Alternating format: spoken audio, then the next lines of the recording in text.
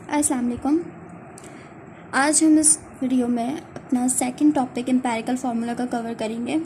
पिछली वीडियो के अंदर हमने इंट्रोडक्शन ऑफ एम्पेरिकल फार्मूला और 5 रूल्स पढ़े थे एम्पेरिकल फार्मूला के, और आज हम प्रॉब्लम सॉल्व करेंगे। तो जो हम लोगों ने 5 रूल्स और इंट्रोडक्शन पढ़ा था उसका लिंक मैं आपके साथ डिस्क्रिप्शन में शो कर दूंगी आपको, यानी कि लिंक आपके साथ शेयर कर दूंगी, तो आप वहाँ से फर्स्ट वीडियो देख सकते हैं और फिर उसके बाद यहाँ से प्रॉब्लम सीख सकते हैं, क्योंकि उसके अंदर हम लोगों ने एक तो एम्पेरिकल फार्मूला और बाकी इंट्रोडक्शन उसका हम लोगों ने डिस्कस किया था। सेकंड हम लोगों ने उसमें रूल्स पढ़े थे और वो रूल्स जो अब हम प्रॉब्लम्स में अप्लाई करेंगे। तो रूल्स तो हम लोगों ने पढ़ लिए हैं, अब प्रॉब्लम्स के अंदर रूल्स अप्लाई करते हैं और देखते हैं प्रॉब्लम हमारे पास क्या है। ठीक है, तो मेरे पास ये एक प्रॉब्लम है। यहाँ पे प्रॉब्लम में मेरे पास कुछ यूँ लिखा हुआ है कि 1.367 gram of an organic compound contain carbon, hydrogen and oxygen was combusted in a stream of air to yield 3.002 carbon dioxide and 1.640 gram of water. What is its empirical formula? तो problem तो हमने पढ़ ली है। अब इसके अंदर जो हमें चीज़ें गिवन की हुई हैं तो वो हम अब यहाँ पे पुट कर लेते हैं। फर्स्टली रूल्स हमें पता हैं कि फर्स्ट रूल्स तो हमें याद हैं, तो इसलिए पहले हम अपना डेटा जो हमें गिवन है वो एक दफ़ा अरेंज कर लेते हैं एक ऑर्डर के अंदर। तो मेरे पास ऑर्गेनिक कंपाउंड हैं कितने, यानी कि 1.367 ग्राम्स क्या है मेरे पास ऑफ एन ऑर्गेनिक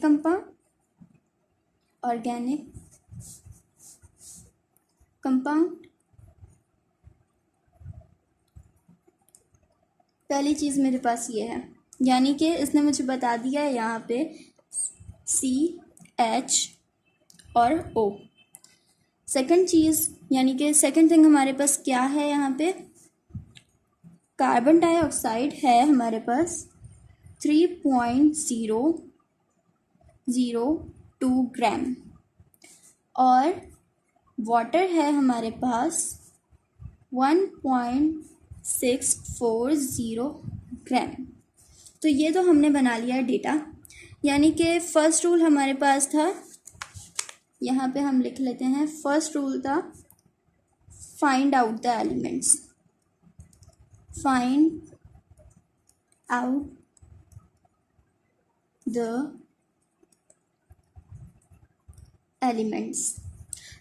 एलिमेंट्स।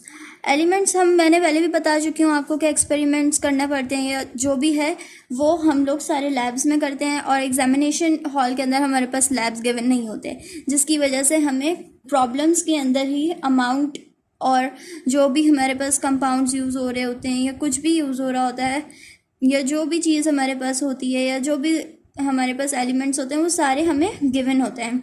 इसलिए फर्स्ट स्टेप हमें सॉल्व नहीं करना पड़ता, सेकंड स्टेप से हमें सॉल्व करना होता है। सेकंड स्टेप में हमें क्या करना होता है, मासेस ऑफ द एलिमेंट।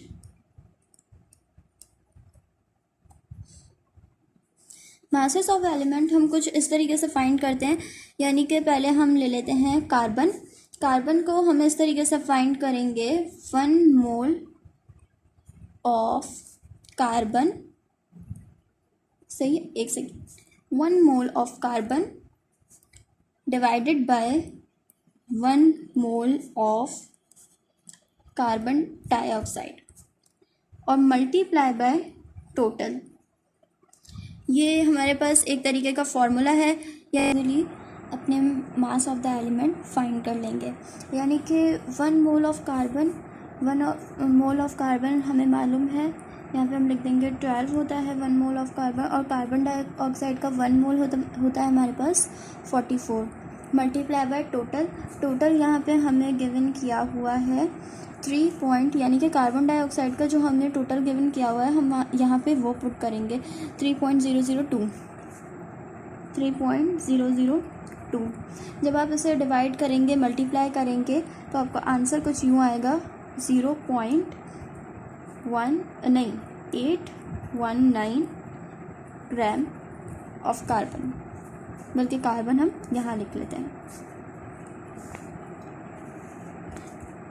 सही है, ये एक एलिमेंट का मास हम लोगों ने फाइंड कर लिया। अब सेकंड एलिमेंट का मास कुछ ऐसे ही फाइंड आउट करेंगे। यहाँ पे हमने लिख दिया H यानी कि हाइड्रोजन। हाइड्रोजन के हमेशा 2 मोल्स लिए जाएंगे, 2 moles of hydrogen divided by 1 mole of water यानी H2O मल्टीप्लाई बाय टोटल। अब यहाँ पे हम इस तरीके से लिख देंगे, यानी कि हमारे पास हाइड्रोजन का जो मास होता है वो 1 होता है, तो मल्टीप्लाई किया 2 से, यहाँ पे हमारे पास आंसर आ गया 2। अब 2 आंसर आ गया। अब नीचे हमारे पास है 1 मोल ऑफ वाटर। वाटर का हमारे पास हमें पता है कि 1 मोल 18 होता है, और मल्टीप्लाई बाय टोटल 1.640 ग्राम। अब इसको हम टोटल मल्टीप्लाई करेंगे और डिवाइड करेंगे तो हमारे पास आंसर कुछ यूँ आ जाएगा 0.182 ग्राम ऑफ हाइड्रोजन। जब 2 एलिमेंट यानी कि 2 एलिमेंट का आप मासेस फाइंड कर लें तो थर्ड वन जो है हमारे पास ऑक्सीजन, वो अभी नहीं करेंगे फाइंड, उसको हम पहले परसेंटेजेस फाइंड करेंगे, फिर उसके बाद फाइंड आउट करेंगे। अब थर्ड रूल था हमारे पास find the percentages, find the percentages of the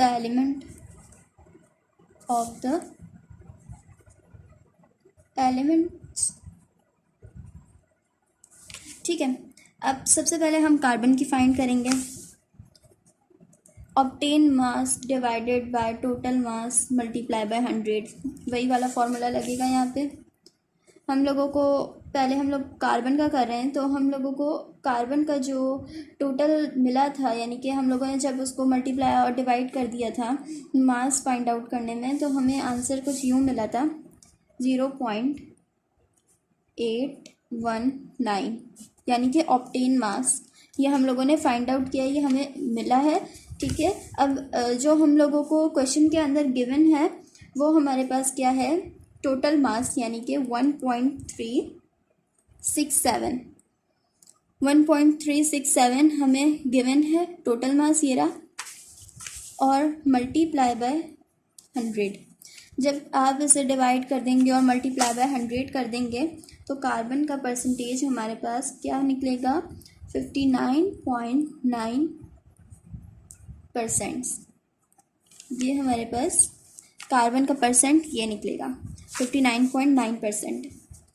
और उसके बाद हमारे पास हाइड्रोजन का हम फाइंड करेंगे।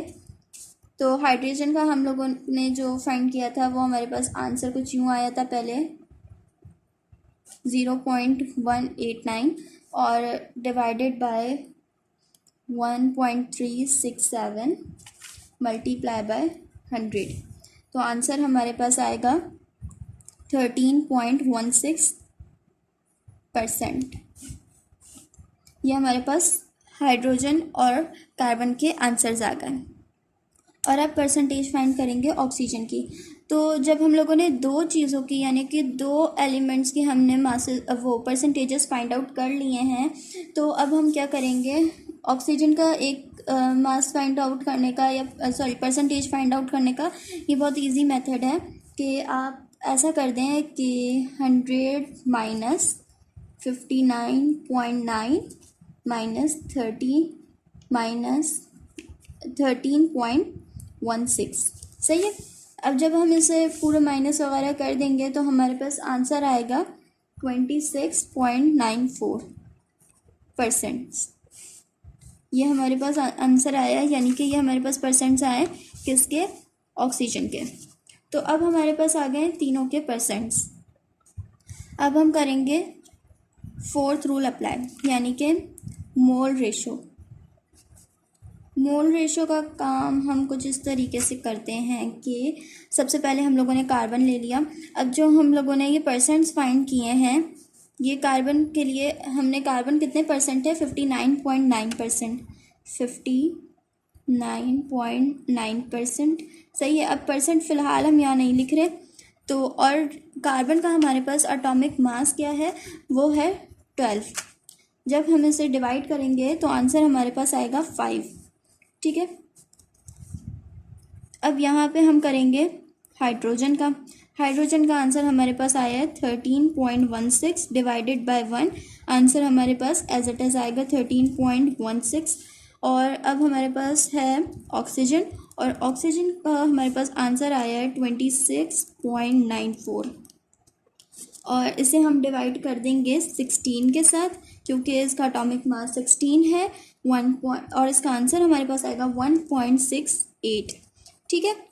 ये हमारे पास आ गए हैं इनके आंसर्स। अब इनके जो आंसर्स आए ना, तो अब इनमें से हम ये देखेंगे कि फिफ्थ रूल में अप्लाई करते हैं, यानी कि एम्पेरिकल फार्मूला हमें वहाँ पे अप्लाई फाइंड आउट करना होता है। तो उसके लिए हम क्या करते हैं कि जो यहाँ पे हमारे पास सबसे छोटा, यानी कि एम्पेरिकल फार्मूला की डेफिनेशन पे देख लें, तो इसके लिहाज से हम सबसे छोटा हमारे पास नंबर ये है।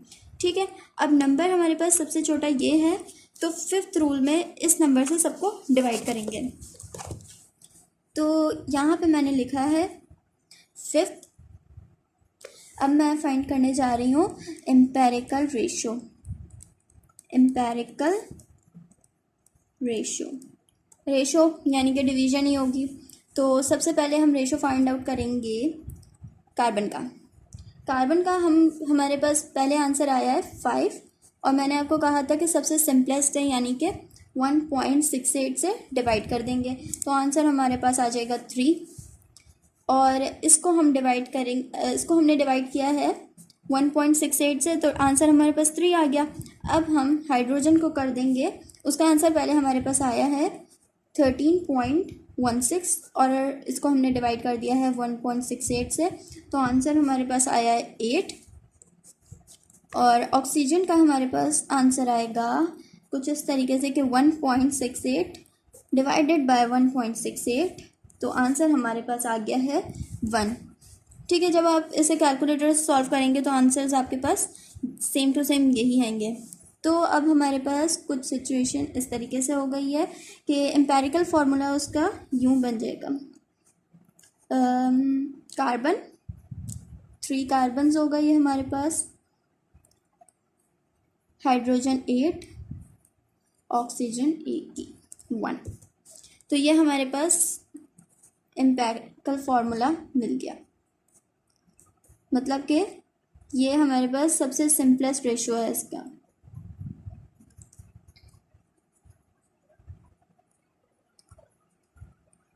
अगर आपको इसके अंदर कोई भी क्यूरी हो तो आप कमेंट सेक्शन के अंदर अपना क्वेश्चन हमसे पूछ सकते हैं। और उसके अलावा ऐसी ही प्रॉब्लम सॉल्व करने के लिए आपके पास सिंध बोर्ड की बुक के अंदर आपके पास हमारे पास होगी प्रॉब्लम नंबर 3, प्रॉब्लम नंबर 8 और प्रॉब्लम नंबर 9। ये आप सॉल्व करें। और उसके अलावा जब हम लोग आगे मॉलिक्यूलर फार्मूला सॉल्व करेंगे तो मॉलिक्यूलर और एम्पेरिकल की मिला के भी बहुत सारी प्रॉब्लम्स होती हैं, तो वो नेक्स्ट वीडियो के अंदर इंशाल्लाह हम सॉल्व करेंगे।